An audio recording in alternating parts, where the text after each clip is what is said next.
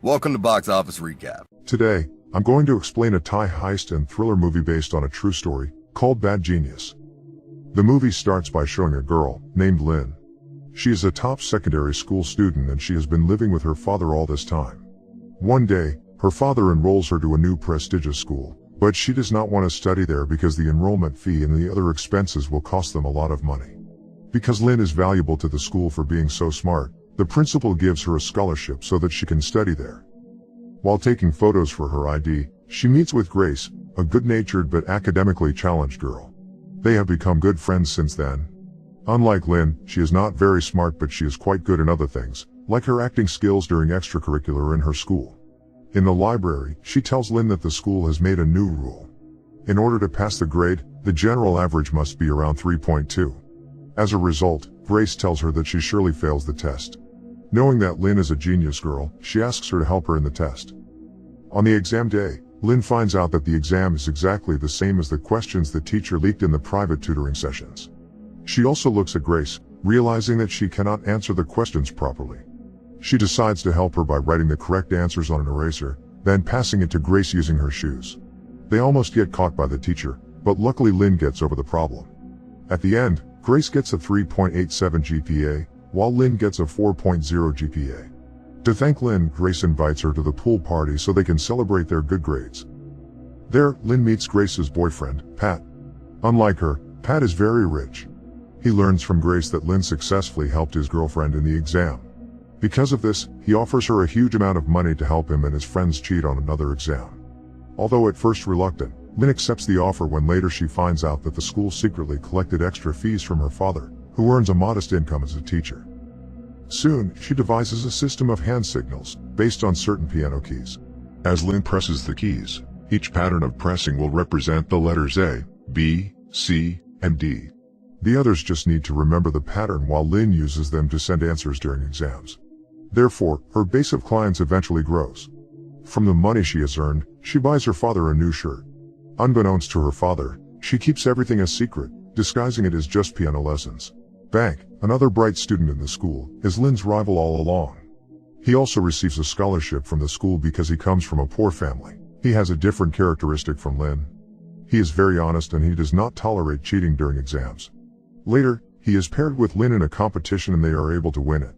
After that, they are called by the principal who informs them that there is a scholarship abroad that they can apply for. However, there is only one slot, making them rivals from that time. When Bank gets home, it turns out that his mother has a laundromat. Then he learns that the washing machine was broken, so his mother has to wash the clothes manually. Feeling unbearable, he offers to help his mother to wash clothes. The next day, he is approached by another student, Tong. He tells Bank that he didn't go to school yesterday because he was sick, so then he offers Bank some money to help him in the exam, but obviously Bank refuses it. During the examination, Bank accidentally sees Tong looking at Lynn's paper. Then he decides to warn her about Tong's behavior. On the other hand, Lynn already knows it because Tong is one of the people who apply to her piano lesson.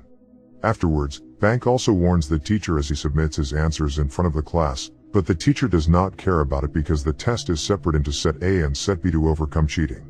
Meanwhile, Lynn finishes her exam first, which is Set A, as she simultaneously sends answers to her friends using the hand signals. While the teacher is not looking at her, she uses the opportunity to exchange her paper with Tong, which is Set B. She quickly answers all the questions on Set B as the time is almost over. Surprisingly, she has enough time to pass the answers to her remaining friends. After the exam, she gets caught when Bank warns the principal about the cheating earlier. Thus, her father is also called to the school. The principal informs her father what she has done before. As punishment, the school suspends her scholarship. Furthermore, she retaliates the principal by saying that it was not a full scholarship anyway because there are other expenses that they had to pay. Angered by what she has said, the principal also revokes her chance to apply for an international scholarship at university level. Automatically, Bank is now the only one who can apply for the international scholarship, even though it is something that he regrets because it costs Lynn's chance. When she gets home, her father is so disappointed in her, causing him to not want to wear his new clothes again.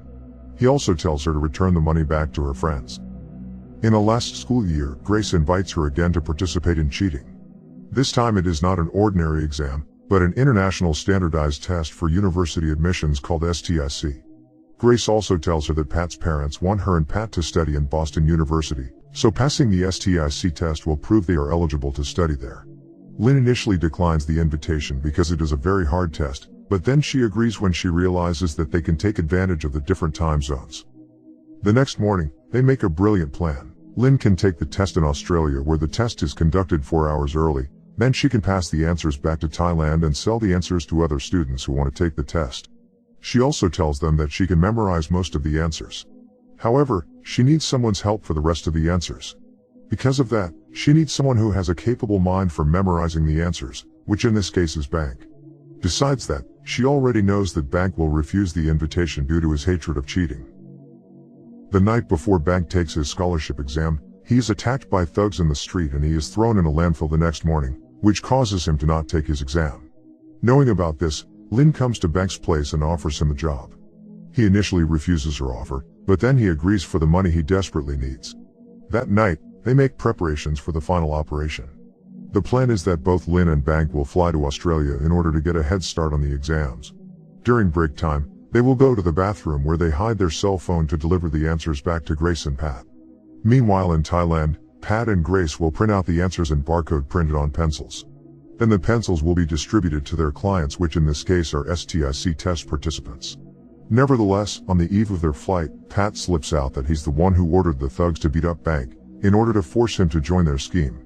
Feeling enraged, Bank immediately attacks Pat. Pat then attempts to apologize, but Bank decides to leave in rage. Lynn, who is also shocked at the revelation, begins reconsidering her actions and chases Bank. However, he returns to confront Lynn and tells her to finish what she started. Consequently, they continue their plan. Later, they finally arrive at Sydney to take the test.